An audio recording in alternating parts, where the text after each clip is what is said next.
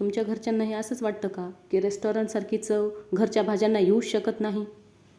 तर फक्त एकदा ही पावडर बनवून ठेवा, 6 महिने ही पावडर खराब होत नाही. फक्त 1 चमचा भाजीमध्ये टाका आणि मग भाजीची चवच बघा. त्याच्यासाठी 1 वाटी धने स्वच्छ निवडून घेतले आणि मंद आचेवर चांगला कलर बदलेपर्यंत परतून घेतले. धने भाजताना गडबड करायची नाही, मंद आचेवरच हे भाजू द्यायचे. 1 वाटी धने असतील तर पाव वाटी जिरे, नंतर 4 ते 5 तमालपत्र, 5 ते 6 लवंगा आणि 4 ते 5 मिरे आणि 1 दालचिनीचा तुकडा. हे सगळंही मंद आचेवर छान भाजून घ्यायचं.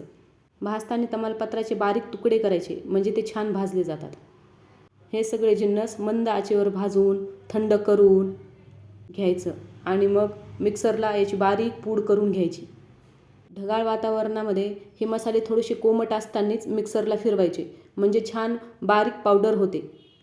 रेसिपी आवडली असेल तर एक लाईक नक्की करा.